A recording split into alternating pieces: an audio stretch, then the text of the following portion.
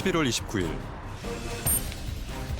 자유한국당은 필리버스터를 신청했습니다. 이 두 개의 독재 악법을 탄생시키기 위해 불법으로 출발시킨 패스트트랙 폭거의 열차가 대한민국을 절망과 몰락의 낭떠러지로 끌고 갑니다. 제1야당이 자유한국당이 막지 않는다면 과연 누가 막을 수 있겠습니까? 다 합의가 됐는데 지금 전혀 합의되지 않았습니다. 사실상 6.3법이라는 이 진법을 골모로 사는 거 아닌가요? 패스트트랙에 올라간 법안들을 막기 위한 강수였습니다. 의원님, 지금 참가하시고 나오시는 거예요. 향후 전망이 어떻게 될 것 같으세요? 예측 불가죠? 예측 불가죠. 여당은 즉각 반발했습니다. 또 보도 못한 일입니다. 민생도 영치도 무시한 정치적 폭거입니다. 우리는 자유한국당의 이런 시도를 정치 포기 선언이다 이렇게 간주합니다.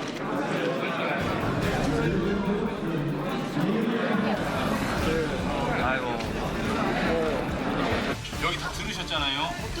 어떻게 생각하세요? 말이 된다고 생각하세요? 저희가 지금 저희 아이들 살려달라고 지금 떼쓰는 겁니까? 지금? 아이를 잃었을 때 그 심정 같아요, 오늘이. 말이 돼요? 결국 본회의는 무산됐습니다. 국민의 삶과 직결된 199개 법안은 회의 석상에 오르지도 못했습니다.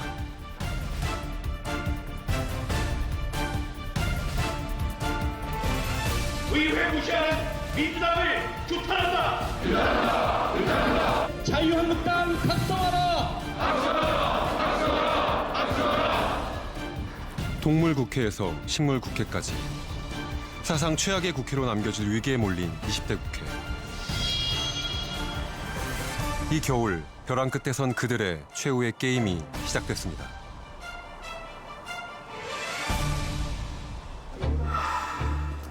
꽉꽉 채우려고 하고 있습니다.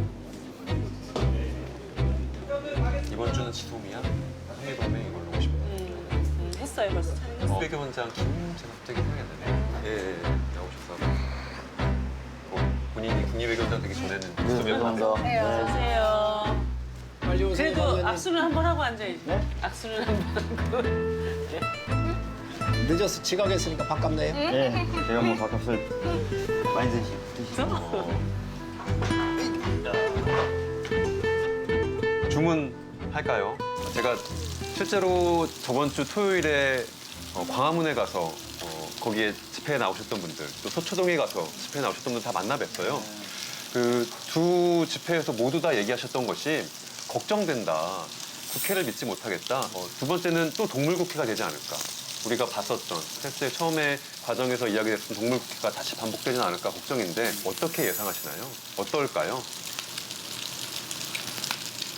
뭐 지난번에 패스트트랙을 지정할 당시 같은 물리적 충돌은 없을 것 같은데요.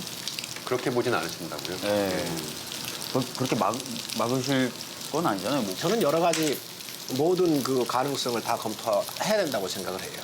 자유한국당으로서는 몸을 던져서라도 막겠다. 아니 뭐 저는 모든 방법을 다 동원해야 한다고 생각을 해요. 모든 방법을 왜냐하면 다 대한민국 동원한다. 헌법이 무너지고 있는데 이 국가의 체제가 흔들려질 수가 있는데 근데 자꾸 그거에 헌법이 대해서 어느 헌법이 무너져요? 몇 점 몇 항이? 저는 진짜 내용에 그거는 좀- 대해서는 얘기 웬만하면 안 하려고 네. 했는데 아니, 그 근거를 대지 않고 내용은 이렇게 나중에 얘기하면 하나하나 따로 얘기하니까 그때 예, 얘기하면 예. 되고 저는 관련해가지고는요. 저는 사실 자유한국당은 뭐 지금도 그랬지만 12월에도 특별한 전략은 없다고 봐요. 수위에서 밀리잖아요. 모든 수단을 다 동원해서 막겠다. 더불어민주당은 어떻게 해야 되나요? 지금 모든 수단을 다 써서 막겠다라고 얘기하시는 데는 이유가 있는 거지 않습니까? 법이 위헌이다. 뭐 나라를 망하게 한다. 장기 집권 플랜에 불과하다. 이런 이유를 대시는데 솔직히 말씀드리면 그 세 가지 이유에 대해서 전혀 동의할 수 없고요. 무슨 수를 쓰고라도 막겠다고 얘기하셨는데 저희들은 할 수 있는 모든 수단을 다 동원해서 통과를 시킬 거예요. 적어도 12월 정기국회 안에는 이게 처리가 돼야지. 12월 10일 정기국회까지는 예, 그래야지 4월 달에 이제 선거를 치를 수 있기 때문에 자유한국당도 다 아실 거예요. 그 기간이 얼마 남지 않았구나. 그래서 현실적인 방안들을 빨리 논의하셔가지고 협상안을 갖고 오시라는 거죠. 저희가 왜 협상안을 내야죠? 원칙을 고수하는 것도 협상 아니고. 그게 원칙이 성립이 안 된다고요. 아니 협상이라고 하는 것이 나 협상하자고 해서 무조건 나가야 되나요? 협상에는 분명한 목표와 원칙이 있어야 되잖아요. 제가 황교안 대표 단식하시는 데 갔었어요. 굉장히 저는 이제 어떤 분위기였을까 좀 궁금해서 가봤는데 비장한 분위기.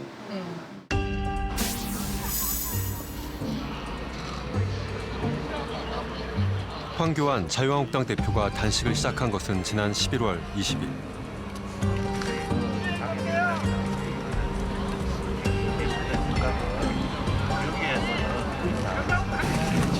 지소미아 연장과 패스트트랙 법안 철회를 요구하며 그는 청와대 앞에서 단식 시위를 이어갔습니다.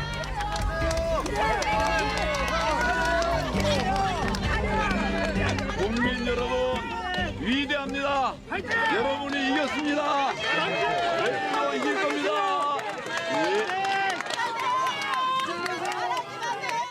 KBS 시사직격이라는 프로의 MC 맡고 있는 임재성 변호사입니다. 혹시 대표님 너무 힘드시겠지만 아주 간략한 인터뷰 좀. 그러실까요? 그래도 아주 간략한. 오늘 언론과의 개별 접촉은 철저히 차단하고 있었습니다. 그래도 대표님 한 2분 정도라도 말씀 주시면. 예, 알겠습니다. 죄송합니다. 여러분의 가셔야 하는데 길을 잡는데. 지소미아 조건부 유예 결정이 났지만 그는 단식을 멈추지 않았습니다. 지지자들은 결집했지만 국회에선 대화가 중단됐습니다. 단식 8일째. 건강 상태가 좋지 않다는 소식이 들려왔습니다.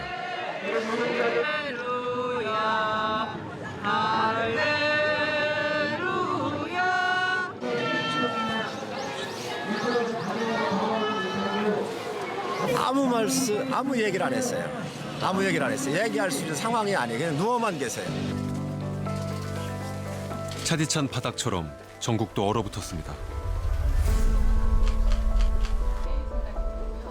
국회나 정치에서 단식이 있다는 것 자체가 국회나 정치인 모두가 부끄러워해야 되는 상황입니다. 정상적인 대화와 소통의 장이 없다라는 것의 한 단면이 단식이라는 현상이기 때문에 황교안 당대표가 단식을 할 때도 우리는 여전히 정치가 실종됐다는 것에 대해서 부끄러워해야 하고요. 시민들 중에는 그 공수처 문제, 선거법 문제는 국회에서 쟁점이 되고 있는데 왜 청와대 앞에서 단식을 할까라고 좀 의문을 갖고 있는 분들도 있습니다. 공수처 문제도 사실 청와대 아니죠. 사실 여당이라고 하는 것은 청와대하고 긴밀하게 연관되어 있고 뭐 청와대 일중되냐 뭐 이런 얘기를 비난을 받지만 한 몸이기 때문에 대통령의 의지가 굉장히 중요하지요. 그건 아니고요. 제가 그때도 최고위원이었고 패스트 트랙으로 지정하는 날만 해도 저희가 비상 최고위를 7번을 했어요. 그 결정 과정에 다 제가 있었기 때문에 청와대 의사와 상관없이 저희 당에서 하냐 마냐 할 때는 뭘 어디까지 받는다 이런 얘기를 계속 하면서 결정이 됐기 때문에 지금 그 말씀은 사실관계가 다르다. 자유한국당은 100석이 넘는 거대 야당이고 얼마든지 협상에 힘을 가질 수 있는 정당인데 왜 그 원래 자기에게 부여되어 있는 협상의 권한은 내팽개치고 단식을 하시고 농성을 하시고 소수정당이 하던 일들을 하실까? 그것이 저는 정말 의문이었어요. 근데 패스트 트랙이라고 하는 것이 지금 선거법, 공수처법이 패스트 트랙에 올라갈 수 있는 사안인가요? 패스트 트랙의 정신은 정쟁이 많으니까 우리 국민들이 먹고 사는 민생에 관련되는 법들은 좀 빨리 정쟁하고 상관없이 우선적으로 보내보자, 빨리 처리해주자 해서 이게 만들어진 기본적 정신이에요. 그런데 지금 선거법이나 공수처법이 국민의 삶하고 그렇게 큰 연관이 있나요? 자꾸 이제 선거법이라든지 공수처법이 민생과는 전혀 상관없는 법이다. 국민들의 삶과는 상관없는 이야기다라고 얘기하시는데 동의가 잘 안 되는 게요. 그러면 그 선거제도에 의해서 선출된 저희들은 민생과 상관없는 일을 하는 사람들이 돼버리는 거예요. 그러니까 선거제도 그건 너무 권리의 비약이고. 선거제도라는 거, 그래서 국회가 어떤 시스템으로 의석 배분이 되는지 이게 국민의 삶과 왜 상관이 없습니까? 이건 굉장히 중요한 문제고 수십 년째 문제 제기되었지만 사실 안 되었잖아요. 바로 그 안 된 게 당리당략이지. 그 국민들의 의사를 좀 더 반영하자는 게 어떻게 당리당략입니까? 저희만 해도 만약에 연동형이 도입되면 의석이 줄어들어요. 근데도 하자는 겁니다, 지금. 저희가 뭐 의석이 늘어나서 하자고 하는 게 절대 아니에요. 거긴 연합할 수 있잖아요. 다른 당하고 지금 다 그렇게 하고 있잖아요. 정의당 있고 다 있잖아요. 정의당 같은 경우는 의석수가 적으니까 어떻게든 이 의석수를 넓혀야 되는 정치적인 욕심이 있는 거예요. 정파의 이득들 때문에 패스트 트랙을 태운다. 이걸 330일 내에 빨리 끝내자. 아니 국민이 동의하겠습니까? 사실은 완전 이건 적반하장입니다. 국회 선진화법 19대 때 그것도 그 당의 당대표님이 직접 추진해서 만든 법인데 그거를 본인들이 다 어기면서 지금 다 기소 줄줄이 되어 있으세요. 완전히 이제 불법의 도가니로 한번 국회를 이렇게 들었다 놨잖아요.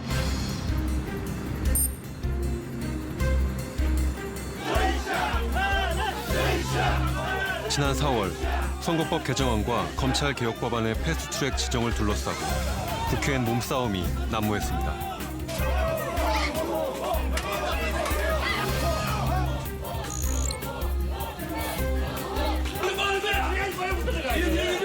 사법개혁특별위원회 제11차 회의를 개회하겠습니다. 국민들이 심판할 거예요. 당신이 이야기했던 독재라는 거지. 독재는 바로 이거야. 날치가신 분들이 창피하지 않습니까?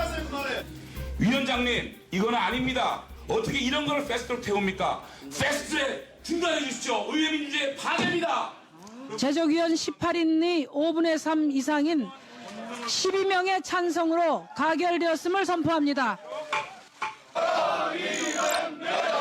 자유한국당은 회의장 밖에서 투쟁을 이어갔습니다.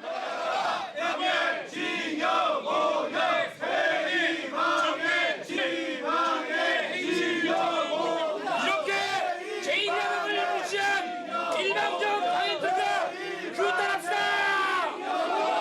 동지 여러분, 정부의 회의실로 갑시다.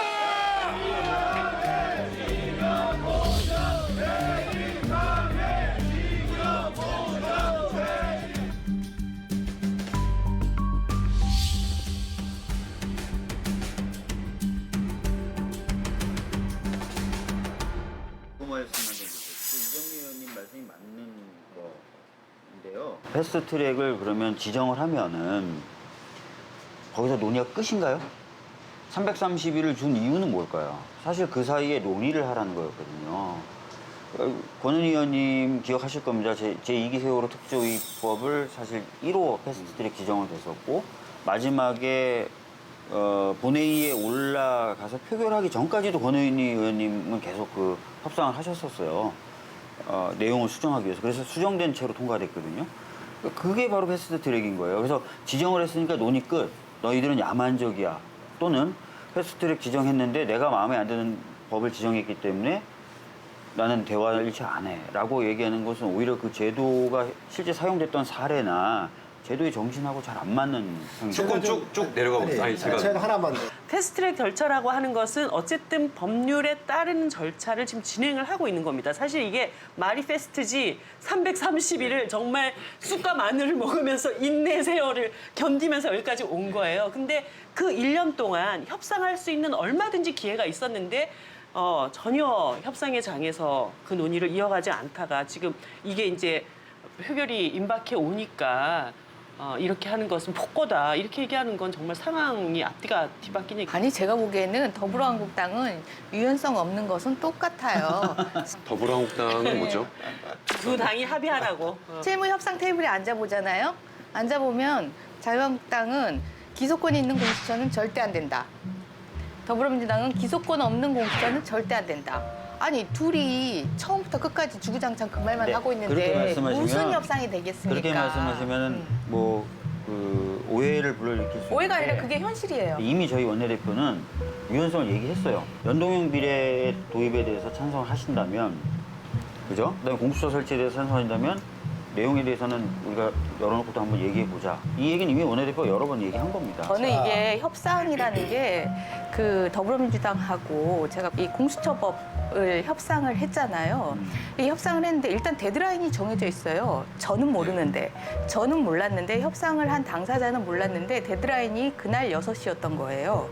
이 데드라인에 시간을 보내는 것 자체를 협상이라고 생각하시면 안 되는 거예요. 그거는 저한테 너 이 법안에 찬성해 아니면 반대해 이것만 강요하는 거예요. 근데 저는 그때 강요의 시간을 받았거든요. 자, 협상 테이블에서는 진정, 예. 더불어한국당은 정말 어떻게 그렇게 쌍둥이의 역할을 하고 계시는지 너무나 똑같아요. 제가 요거는 제가 해서 왜냐하면 제도에 대한 원론적인 얘기보다 좀 더 들어가서 그럼 지금 여당은 협상을 하고 있나요?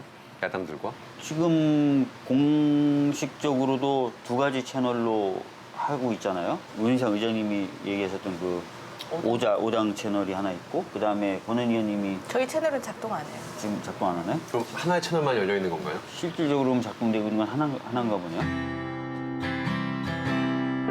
하나씩. 한 번도 안 했습니다. 예. 제가 어쩔 수 없이 오늘 또 내부 모시다 보니까 기계적으로 들어갈게요. 그래서 네. 정의당에 특권을 드린 거잖아요. 네, 네. 수용 설명. 그리고 제가 듣다 봐도 이건 너무 또 편파적으로 제도를 객관적으로 넘어서서 했던 게 있었어요.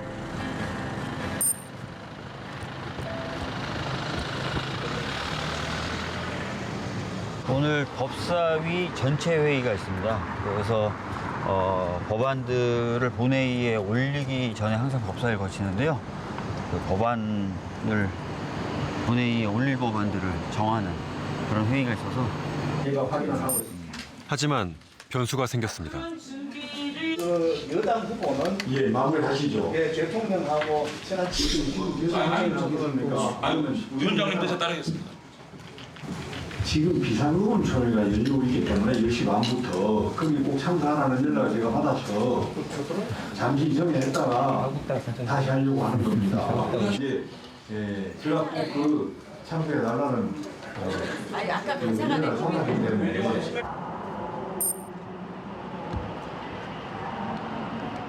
패스트트랙과 관련돼서 우리 당이 긴급하게 회의를 좀 하고 있어요. 이날 국회엔 패스트트랙에 올라간 선거법 개정안이 부의된 상황이었습니다. 자유한국당엔 본격적인 전쟁의 서막이 열린 셈이었습니다. 의원님 총사퇴나 아니면 뭐 필리버스터 결정하신 게 있어요? 오늘 다양한 카드에 대해서 논의가 됐습니다. 결정한 건 없는 거예요?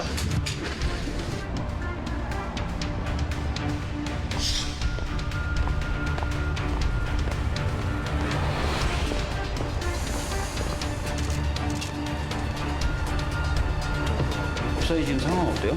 법사위는 그냥 계속 진행 중이에요. 그래요?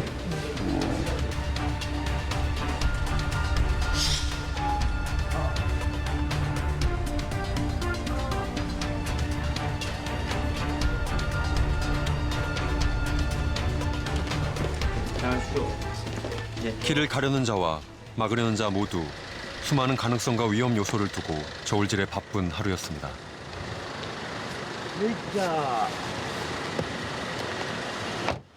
자유한국당 의원들조차 이 패스트트랙 지정된 법안 통과를 막을 수는 없을 것이다. 좀 이렇게 생각을 하고 있는 것 같아요. 통과가 되긴 될 것 같은데 저도 가능성이 뭐 100%라고 말할 수는 없지만 최대한 자유한국당까지도 좀 논의 테이블에 계속 좀 나오실 수 있게 그리고 합의나 또는 협의를 거쳐서 좀 표결이 될 수 있게 과정이 좀 그렇게 꾸려져야 된다고 생각하고 그날 밤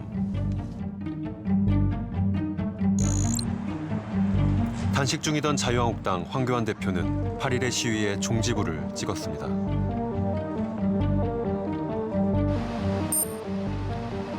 이틀 뒤 국회에선 본회의가 열릴 예정이었습니다. 오늘 비쟁점 법안들 위주인데요. 주요 법안은 행안위에 이제 어린이 생명안전 법안인 민식이법에 있고, 그리고 쟁점이 있는 법안으로는 유치원 3법 법안들이 있습니다. 12월에는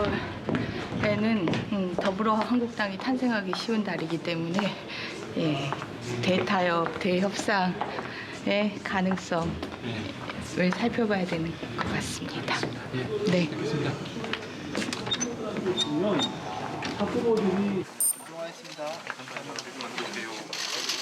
필리버스터리 보름된다고 하는데 하실 계획이신가요? 아직은 뭐 검토하지 않고 있습니다.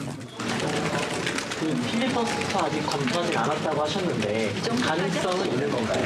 이 정도까지요. 수정한 말씀 다 드렸습니다. 원래 본회의가 열리기 전에는 의총이라고 해서 의원들이 사전에 모여요.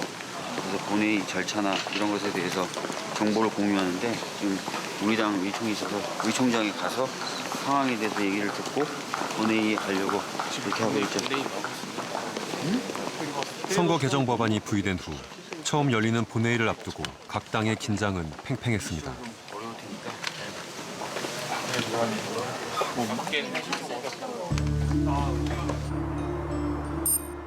오후 2시 돌발 상황이 발생합니다. 대표님, 오늘 본회의 필리버스터 한 말씀 해주세요. 네, 신청했습니다. 네, 신청했습니다. 나경원 대표님, 과거사법 입장 좀 얘기해 주세요. 여기서 얘기 좀 하고 갑시다. 사람 죽이지 말고 살립시다. 나경원 대표님, 과거사법 얘기 좀 사람 합시다. 사람을 죽이지 맙시다. 당신이 치시면서 이게 뭐예요? 피가 이거 눈물입니까? 웃어요?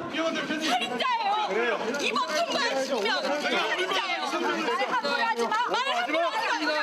우리 모두 우리 모두 살인자예요. 대한민국을 죽여놓고 뭐 하는 거야? 우리 모두 살인자예요. 오늘 필리버스터를 지금 한국당이 준비한 걸 전혀 몰랐습니다. 합의 도출을 위한 숙려 기간을 준 거예요. 그 기간 동안에 노력을 해라. 그 시각 법제사법위원회에선 어린이 교통안전법의 하나인 민식이법에 대한 심사가 진행되고 있었습니다. 이 법률안은 오늘 본회의에 상정할 필요가 있기 때문에 대체 토론을 마치면 바로 의결을 하기로 위원장과 간사 간에 합의했다는 말씀을 드립니다. 가결되었음을 선포합니다.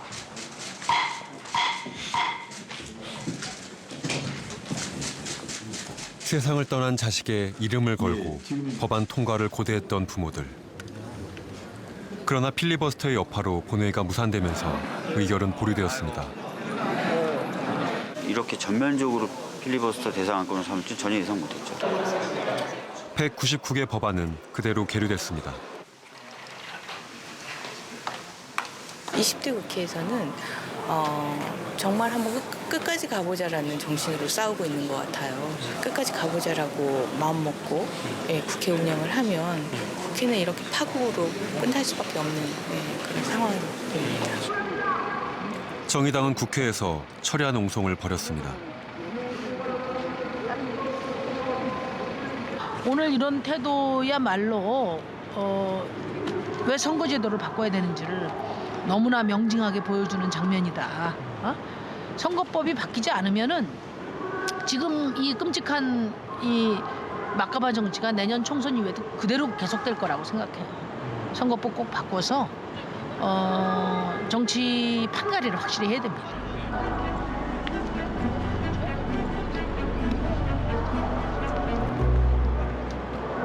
지역위원회가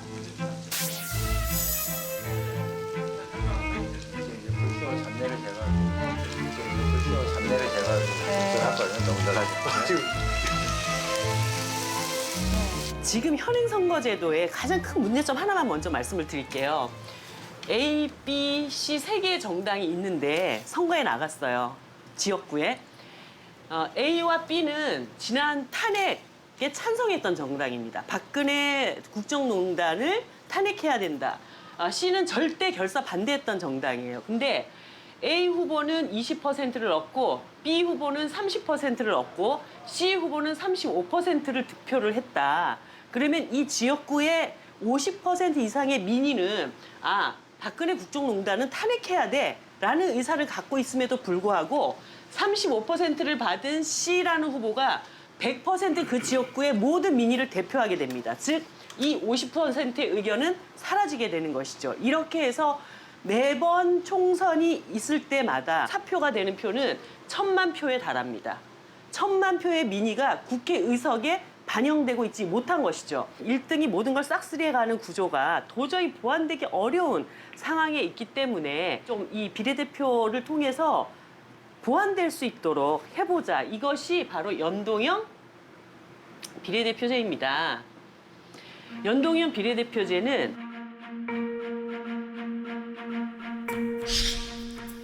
현재 선거제도에서 국민들은 선호하는 지역구 후보와 정당에 각각 한 표씩 투표합니다. 이 경우 정당에 대한 지지율은 비례대표 몫으로 지정된 47석에만 영향을 줍니다.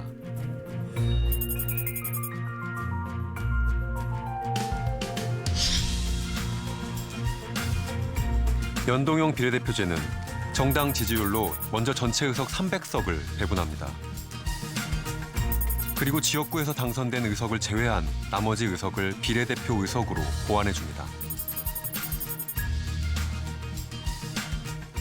이 제도는 지역구 기반이 약한 작은 정당에겐 기회가 되지만 거대 정당 입장에선 의석이 줄어들 가능성이 있습니다. 유권자들은 지금과 똑같이 투표하면 됩니다. 지역구 국회의원에게 한 표, 정당 투표에게 한 표.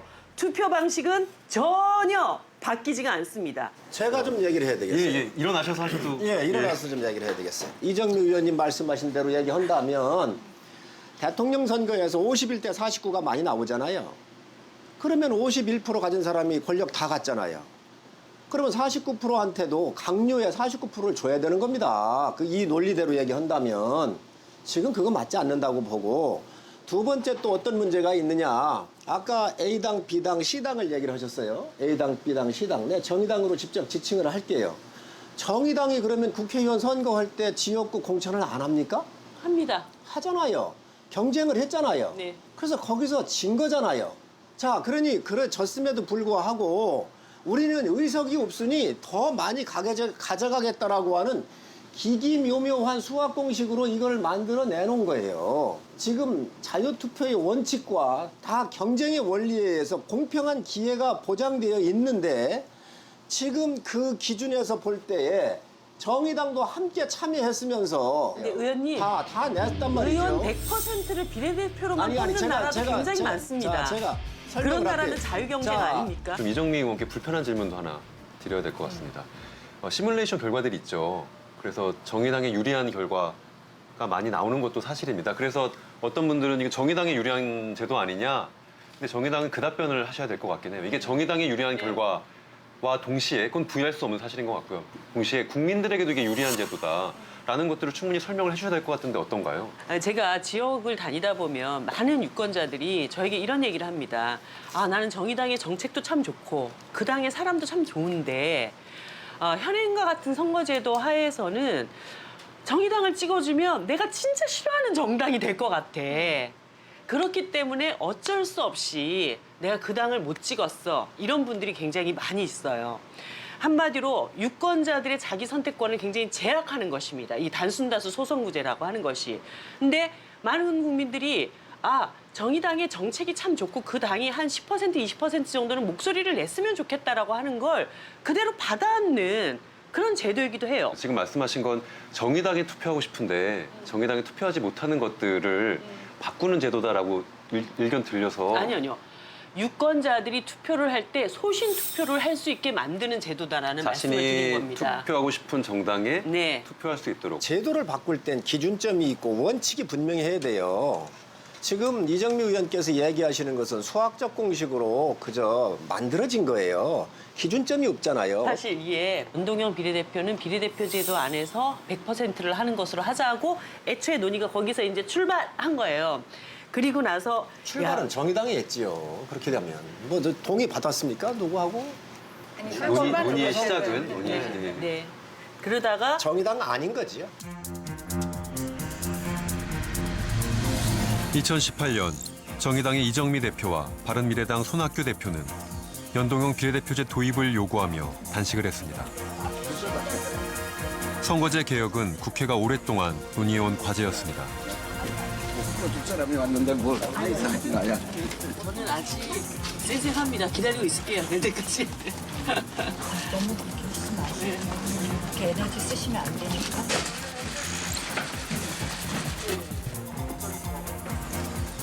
비례대표 확대 및 비례 지역구 의석 비율, 의원 정수, 지역구 의원 선출 방식 등에 대하여 정개특위의 합의에 따른다. 나경원 원내대표가 마치 합의를 다 깨버린 것처럼 말씀하시는데 그 당시 단식을 하시지 않았어요. 그러니까 그 안타까움들 다 담아서 우리가 검토에 대한 합의라는 것이지 이거를 처리하겠다라고 한 게 아닙니다. 정확하게 국민들한테 알려주셨으면 좋겠어요. 필요하면 저희가 그 합의문 공개할 수도 있습니다. 제가 갖고 왔어요. 그래서. 네. 그러실까 봐. 갖고 왔습니다. 선거제도 개편과 관련하여 아래와 같이 합의한다. 연동형 비례대표제 도입을 위한 연동형 비례대표제를 도입하는데 그 구체적인 방안을 어떻게 할 것인지를 적극 검토한다고 돼 있어요. 국어를 읽는 사람들은 누구나가 이해할 수 있는 얘기입니다. 알겠습니다. 네. 제가 해석하겠습니다. 자, 연동형 비례대표제 도입을 위한 구체적인 방안을 적극 검토한다 그랬지. 여기 합의한다 그랬습니까? 검토가 하는데 지금 안 나오지 않습니까? 문제가 많지 않습니까? 그러니까 검토한다고 그랬지 언제 합의한다고 그랬나요? 네, 의원님 제가 단식 농성장에 있었고 신임 원내대표가 되셔서 단식을 풀어라. 손학규 대표님과 제가 단식을 풀 수 있었던 유일한 이유는 연동형 비례대표제 합의입니다. 제가 안 그러면 뭐하러 단식을 풀었겠어요. 그 당시까지 저는 10일을 굶었는데도 아직까지 견딜만 했었거든요. 국어라고 얘기하셨으니까 거기 보시면 검토해야 되는 합의사항입니다. 어쨌든 지금 이 부분에 대해서는 입장이 확연하게 차이가 있는데 쟁점이 또 하나 있습니다. 지역구 조정이 필요하죠. 그러니까 이 제도가 도입이 되기 위해선 비례대표를 국회 정원수가 그대로 있다면 지역구 조정이 필요하고 실제로 이 제도가 작동이 되기 위해서는 비례대표가 늘어나야 되기 때문에 지역구 통폐합이 필요합니다. 혹시 거기에 대해서 더불어민주당 어떤 계획을 갖고 계신가요? 저희가 이 부분은 여러 가지 고민과 어려움이 있는 부분인데요. 민주당 의원들이라도 본인의 지역구에 그러한 변동이 생기는 것에 받아들일 수 있을지에 대해서 솔직하게 말씀드리면 지금 당내에서 내 지역구 없어지는 거 아니야? 이렇게 말씀하시는 의원은 없어요. 현재까지는. 더불어민주당 의원들 입장에서는 뭐 그렇게 됐을 경우 이래 주구나 저래 주구나죠. 그 반대표를 던져서 주구나 아니면은 지역구 통폐합을 해서 주구나, 지역구 통폐합을 해서 지역구가 없어져서 주구나, 아니면은 반대표를 던졌기 때문에 공천을 못 받아서 주구나, 이래 주구나 저래 주구나 하기 때문에 현실적으로 반란표는 안 나올 거라고 생각을 하고요. 저는 근데 다만 그 225대 75가 팩트에 상정된 안이지 않습니까?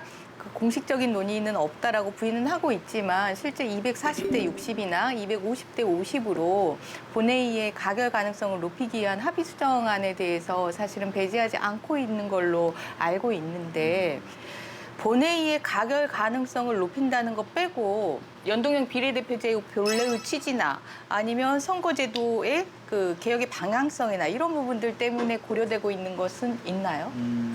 현실적으로 이제 결과적으로 국회에 뭔가 통과가 돼야만 제도가 도입이 되지 않습니까? 그래서 그런 통과 가능성을 좀 주되게 많이 고민하는 측면이 있죠. 더불어민주당은 지금 현재 상정되어 있는 225대 75에서 비례대표 숫자를 줄이는 것도 하나의 타협의 전략으로서 검토하고 있으신데 정의당은 어떠신가요? 그거는 정의당 입장에서는 상당히 아쉽고 곤란한 상황이죠. 예. 하지만 그렇다고 해서 우리 안 100% 관철이 아니면 이 어떤 것도 0이다 이렇게 얘기할 수는 또 없는 것 아닙니까?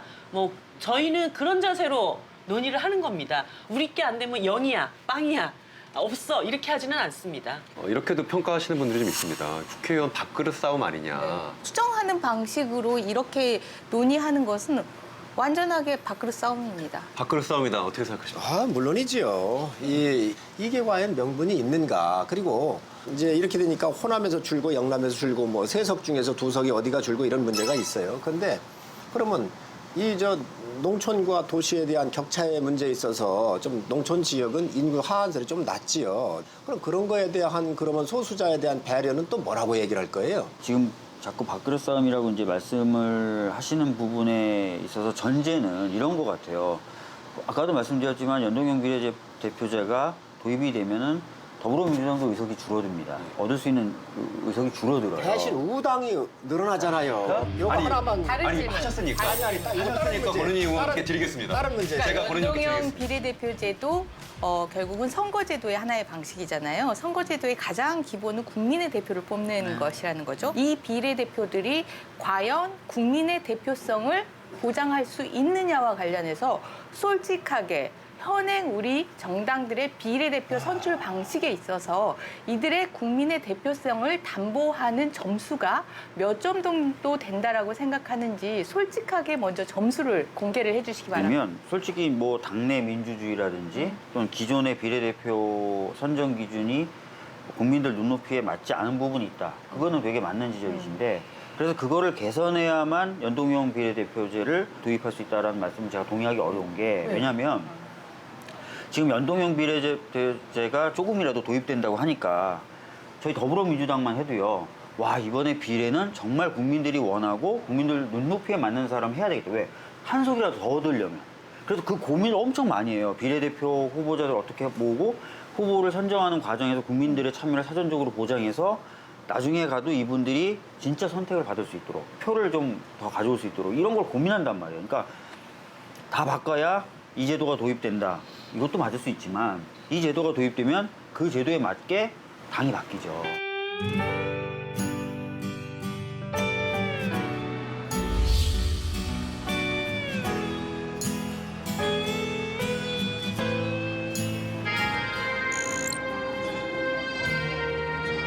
국회가 얼어붙은 사이 모든 학생들이 4.19 때와 마찬가지로 국민들의 의견은 광장으로 모이고 있습니다.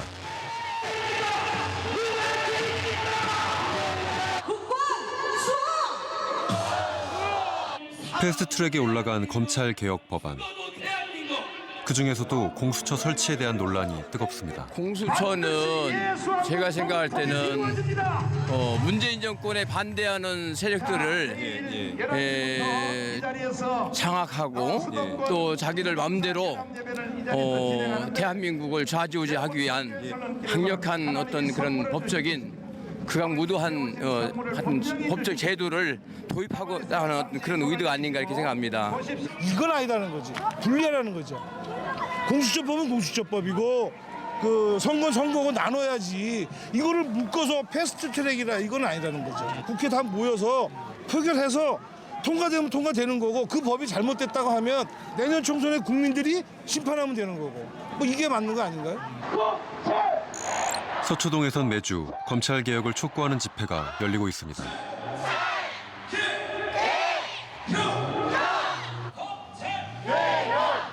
공수처를 바라보는 이들의 시선은 광화문 집회에 모인 시민들과 확연히 다릅니다.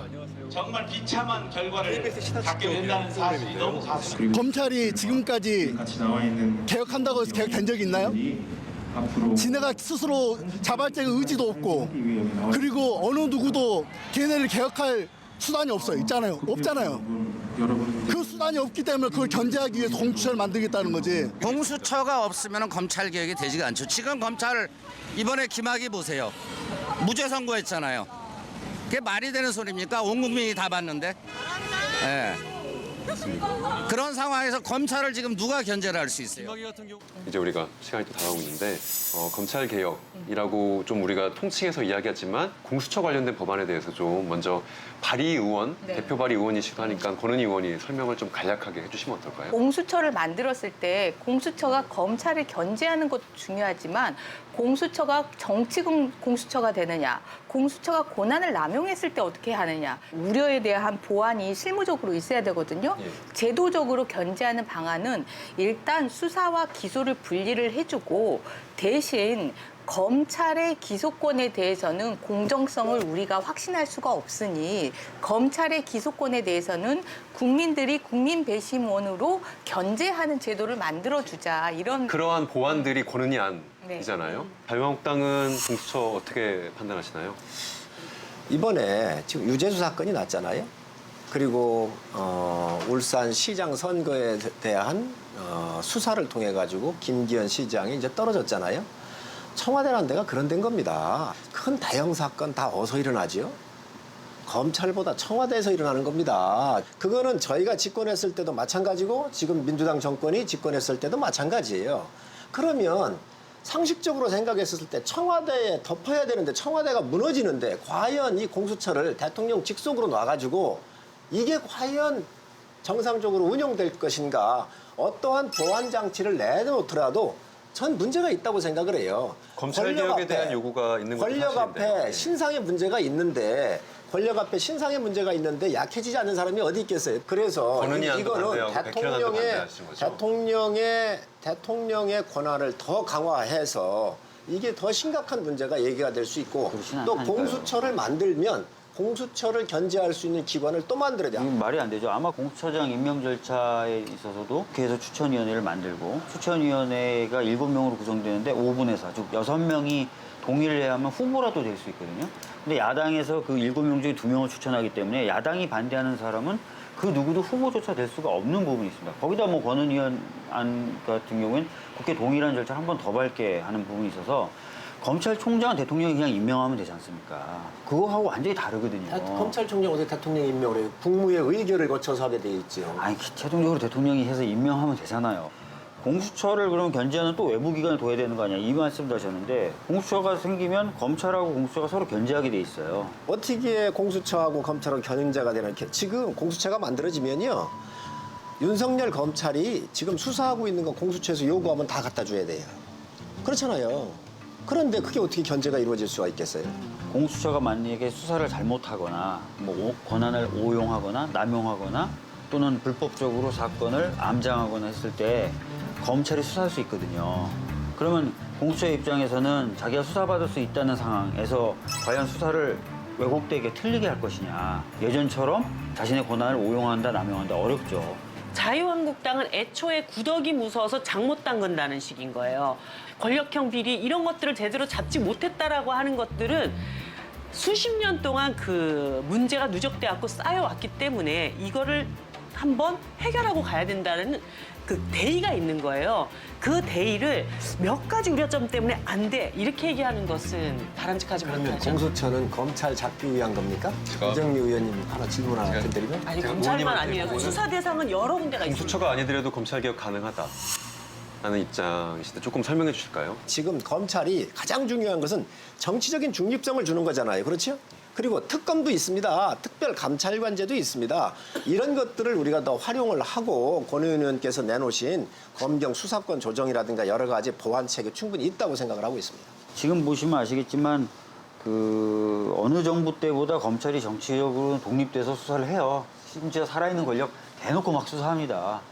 그런 방향으로 뭐 저희들은 더 갈 거고 그 심지어 그리고 공수처는 지금 검찰총장의 경우보다 훨씬 더 선출 과정에서는 중립적이에요. 예, 지금 현재 정권을 잡고 있는 더불어민주당이 공수처를 설치하려고 하고 있습니다. 그리고 자유한국당은 이에 대해서 맞서면서 그래 최악의 경우 만들어 봐라. 우리가 정권을 잡아오면 우리는 없앨 것이다라고 얘기를 하는데 한 번 만들어진 공수처는 절대 없어지지 않습니다. 어떤 정권이든 아주 매력적인 조직이기 그렇습니다. 때문에 그렇습니다. 매력적인 조직으로 사용할 수 있기 때문에 절대 없어지지 않습니다. 그렇기 때문에 만들 때 어떤 정부가 이 집권을 하게 되더라도 매력적이지 않을 곳으로 만들어야 되고요. 저희들이 매력적이지 않을 곳으로 만들기 위해서 여러 가지 보완책을 만들고 있습니다. 예, 본회의 상정이 되면 바른미래당 같은 경우는 권은희 안에 대한 찬성인가요? 재합의 수정안에 대해서는 찬성 입장이죠. 예. 재합의 수정안에 대해서 찬성 입장인데 더불어민주당이 선거제하고 엮어버리면 그 부분에 대해서는 뭐 이게 국민들한테 진정성 있게 다가가려면 권은희 안 같은 경우 별개로 해서 정말 이 건으로 한 건으로 올리고 또 선거법은 또 선거법대로 따로 올려야지 지금 현재 두 개를 패키지로 묶어가지고 서로 주고받아가지고 공생관계예요. 공생관계로 올라가 있으니 이게 통과가 될 수가 없는 거예요. 저희는 계속 말씀드렸지만 그 선거 관련된 비례성, 또 표의 등가성을 높이기 위해서 연동형 비례대표제 필요하다고 보고 있습니다. 검찰개혁 반드시 필요하다고 보고 있습니다. 뭐 두 가지 엮어서 좀 더 많은 힘을 모았다. 그래서 그게 나쁜 거다. 두 가지 통과시키기 위해서 두 가지 좋은 거고 그걸 통과시키기 위해서 힘을 모았는데 왜 욕을 먹어야 되는지 저는 솔직히 모르겠고 힘을 모았다는 이유만으로 그리고 반면에 이제 권은 의원님 말씀하셨던 그런 우려점 각 법안이 갖고 있는 우려점 이런 것들은 논의해서 고쳐나가자. 그게 저희 기본적인 입장입니다. 조금 더 들어가서 질문을 드려보면 결국 정치라는 게 막판 타협이라는 게 배제할 수 없는 가능성이고 두 가지가 같이 연동돼서 올라간 상황에서 거대 두 정당이 하나씩 주고받는 것, 우리가 상상할 수 없는 일일까요? 작년에 저희 소수당을 배제하고 이 더불어한국당이 탄생을 해서 예산안을 통과를 시켰는데요. 올해 12월에도 정말 간절하게 바라건대 정치의 역할을 제대로 찾기 위해서 그리고 개혁 과제를 한 발 더 나아가기 위해서 더불어한국당이 탄생을 하셔서 선거제에 대해서는 합의를 하시고 그 실제 법안을 진전시키는 그런 그 12월이 됐으면 하는 게 저희 권은 의원님이 더불어한국당이라고 했잖아요. 사실 더불어정의당입니다. 그런데 제가 이거를 어떻게 이거를 뗄 수가 있겠어요? 우리가 뭐 가정이란 거 다 있는 거니까 그 어떤 경우도 둘 다 팩이다. 그렇습니다. 저는 두 개 다 국가가 상당히 잘못 가는 길이다. 그래서 어떤 형태로든 두 가지를 다 동의할 수 없다는 말씀을 드립니다. 정의당 어떠신가요? 에 대해서 어떻게 일거의 가치도 없는 얘기입니다. 둘 다 통과다? 저는 더불어민주당이 집권정당으로서 사당이 합의한 것을 그런 정도로 자유한국당과의 합의 때문에 다 없던 일로 하겠다 이렇게 되는 건 상상도 하기 싫은 일이고 또 그런 일이 벌어지지 않아야 된다고 봅니다.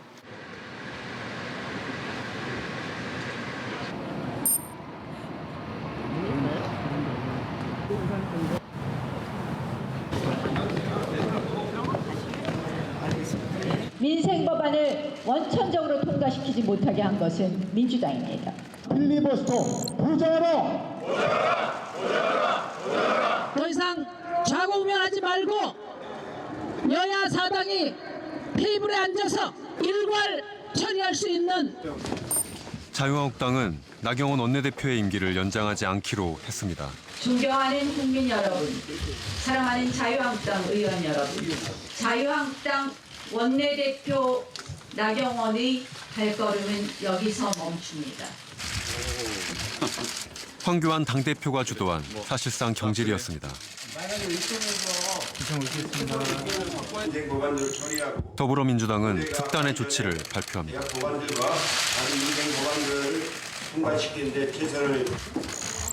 자유한국당을 제외한 야당들과 협의체를 구성해 협상을 진행하기로 합니다.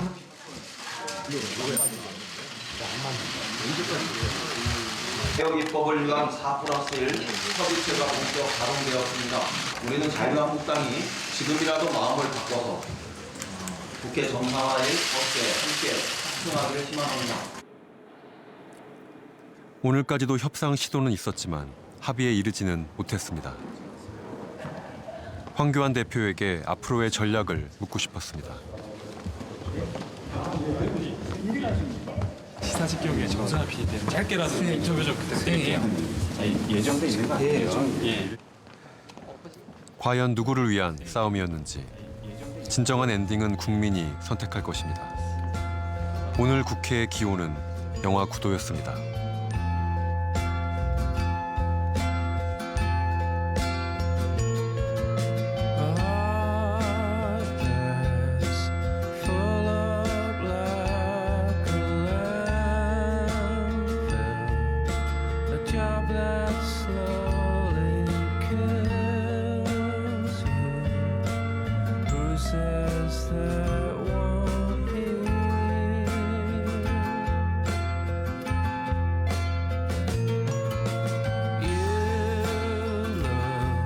So tired.